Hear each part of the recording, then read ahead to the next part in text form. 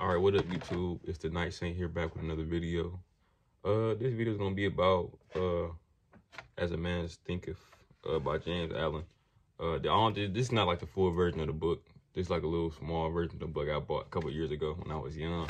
But basically, when I first started discovering who I was, like a lot of I was going, I go through a stage of soul searching, trying to figure out who I am, and just really trying to just find the center of myself. And this book is something I had for a long time, and honestly, it's a good book. I think all men should read it, especially if you endeavor to do something good with your life or just become productive with your life.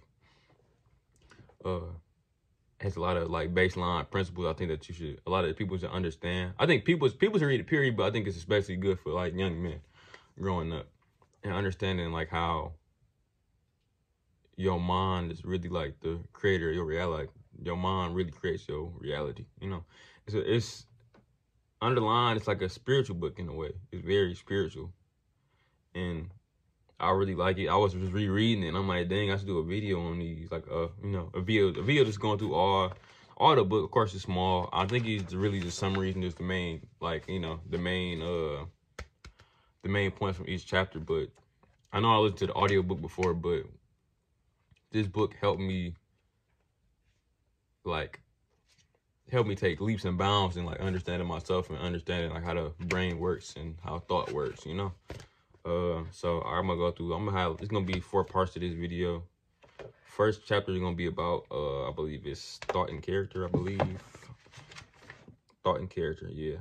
So yeah, I think I'm just gonna write down. I took notes on it. I'm just gonna speak off my notes and then I'm just gonna go through the chapter and see.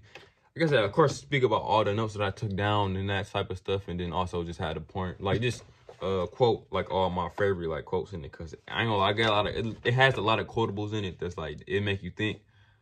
I remember I was reading the other day and I'm like reading it, and of course first time it went over my head, but now like it's showing that I'm making some type of progress and I'm starting to understand more and more about what the book is talking about, you know. And progress is always good. So yeah, I think first I'm gonna read down all the notes. Or I might just go down just the notes and just explain them. But yeah, then go after the quote. So the notes that I've written down is that a man builds or destroys himself with his thoughts. Man is the master of thought, motor of character, the maker and the shaper of his condition, environment, and destiny. Man is always the master in high and low level states of mind. Only by much searching and mining, gold and diamonds are attained. By digging deep into one's soul, by discovering himself through the laws of thought and matter, of application and self-analysis, utilizing every experience, even to the most trivial everyday occurrences, as a mean of obtaining that knowledge of himself, which is understanding, wisdom, and power. Now, understanding that your thought, growing up with my own personal experience, I never really understood that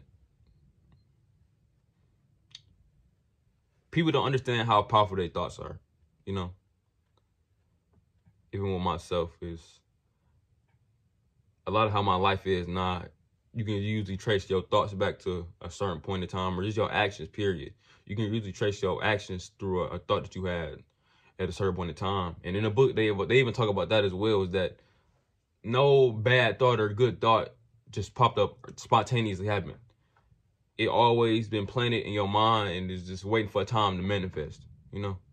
So that's one way you have to make sure you pay attention to your mind and what you're thinking about. But also just like my mind and my thoughts have always been sprinkled with me, being able to creatively express myself and just be able to talk, just have like a lifestyle that I would like, like the YouTube, like being on YouTube, uploading YouTube videos and just teaching and telling people about my own experiences and stuff like that. That was something that I always thought about doing when I was younger. I always thought about, doing story time.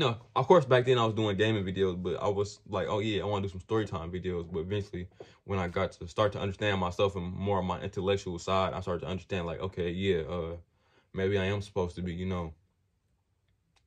teaching things and just informing people, and, just, I guess, just expressing myself, being able to express myself and express a thought that I may have, Of course, I was younger, you know, and you know, you got to go through a lot of brainwashing, like not brainwashing, but clearing out the brainwashing and just other people's thoughts for you to really truly be able to express yourself from your authentic self, and not like as like yourself from like how somebody wants you to be, you know. But that's something I had to get over. Man is always the master in high and low level state of mind. This is another thing that I think when I read it, I'm like, dang, that makes a lot of sense. A lot of people are like the creators of their hell and their heaven. And they even speak about that in the book as well, is that it's also like the idea, like, you know how they say, like, you can thank God when something's going good for you, but you can't thank God when something's going bad for you. It's like, it's similar to like the thought level. Like, people tend to only think their life is in control because, you know, something is good happening towards them. Like, you know, like, oh yeah, I got this good job and I got driving this good car.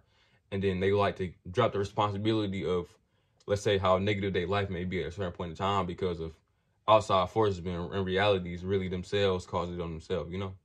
It's really themselves causing the problem and causing their grievances and, you know, just any negativity that may be in their life, you know, just because of past thoughts that may be, you know, returning, of course, to, you know, bite them in the back, bite them in the behind, you know? But when I read that, like I said, I just had a moment of like, dang, you know, it make you want to guard your mind. It make you want to guard your mind and make sure nothing else, like all negativity stays out. Like it has to stay out, you know? And you can't, like it made me realize that I can't really think negative about things. I won't even allow myself to think negative about things because, of course, like I said, you know, some people like, you know, like me personally, I don't feel like I'm a lucky person, you know? I feel like if I would do some irresponsible shit, I mean, I have, but like now that I got a greater understanding of me doing some irresponsible shit, I feel like I'm not gonna be lucky enough to be able to, you know, be like, okay, well, that was irresponsible. I'm not gonna do it again. It's like if I do something irresponsible, I will face the backlash. I will face the repercussions of it, and I will face them quick. So with me, I tend to try to keep my mind clear. So like I said, I don't want to be pulling anything towards me that I don't want to happen, you know.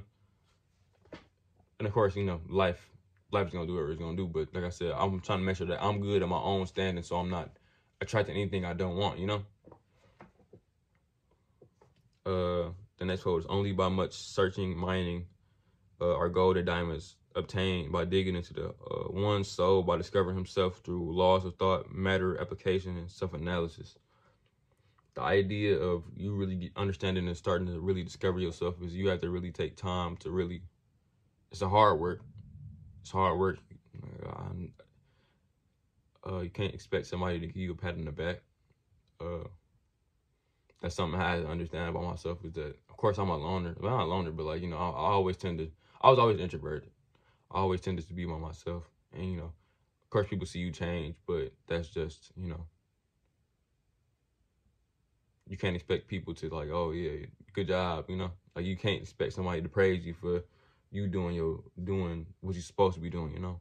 And I had to get that type of thought out of my head, because at a certain point in time, it will always leave me like, dang, like, you know, is anybody paying attention, or is anybody there to, you know, do anybody care about me? And it's like, the reality is people probably care about you, but you need to be worrying about yourself, you know? It's like, worrying about if somebody care about you is very immature. It's very counterproductive. It's in the same boat as like caring about what somebody think about you, you know? It's like, it's none of your business if they do. If they don't, then you shouldn't have them around. But at the same time, you know, you got to stay focused. And you can't stay focused if you're worried about other people, you know? If they do, they'll come around and they'll show you that they actually care about you, or they appreciate what you're doing. But other than that, like I said, you shouldn't pay no mind to it. But yeah.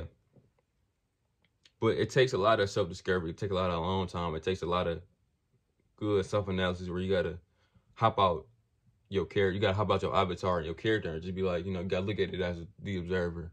And I think that's why I tend to like, well, I've been meditating. Well, I can say, if that's the case, I've been meditating for too long. Not too long, but more than I thought I used to meditate. I was always analyzing myself. And I think that I'm at the point now where I'm being able to objectively look at myself on negative and the negative and the positive. Is that back then when I was younger, I would always analyze myself on on the positive, and the negative would just be pushed in the back, and I wasn't really accurately like giving myself like a appraisal about what I needed to improve on. So now I'm at the point where I can, I can honestly, like, I analyze myself. I do a good, that's crazy. I've been doing this for so long that I really don't really notice the difference, but it's just crazy how far you can go when you just analyze yourself and just see where you went wrong at and be able to improve on it. Of course, another set of eyes. That's why I think I recommend therapy. I was in therapy for a little bit, and it just, like I said, it just helped me understand myself more from somebody else's angle, and of course, like I said, I don't think nothing's really wrong with me, but I don't think, of course, something wrong with everybody, but I don't think I'm like, I need severe therapy. I think I use therapy as like a tool just for me to scrub something else I can't get up out myself, from me analyzing and just being able to pinpoint what could be wrong, just using another set of eyes. But yeah, the next quote is, utilizing every experience to the most trivial everyday occurrence as a means of obtaining that knowledge of himself, which is understanding the wisdom and power.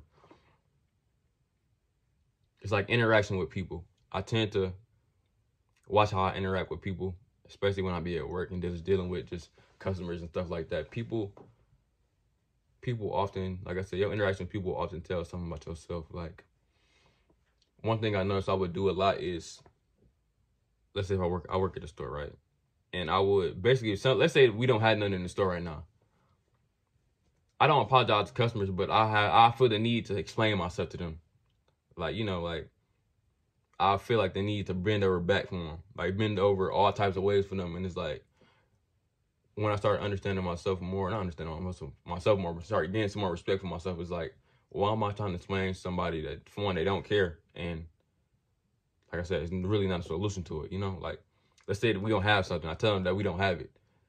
I'll try to explain, like, oh yeah, this is this and that, and this and this and that. And it's like, and some of them be having attitudes, and you realize that you're trying to explain something to somebody that really don't care. And like I said, they got attitude, and so they even more, unruly, want to be disrespectful and stuff like that. And it's like I said, I got to the point where it's like, there's no reason for me to try to explain myself to somebody that don't want to hear it, So that was a way that I was expending or just using energy that I didn't need to use, just because of, my respect level for myself. I was understanding that I'm disrespecting myself by explaining myself to people that don't understand or never really get it, or never really get it unless they was there. So that's one thing I had to get a good grasp of, and just really like accept it. And that's took a lot of like really just consciousness and like just being present and just paying attention to how I react to customers, just being there every day, taking my time and just really just like, okay, well, this don't warrant a response, so don't give one. Like, people do that in the store, and it's like, I don't like, it used to piss me off, like some people just want to be just rude, like, like, then y'all ain't got shit here. Like, I hate when people be saying that shit to me. Like, it pisses me off a certain type of way.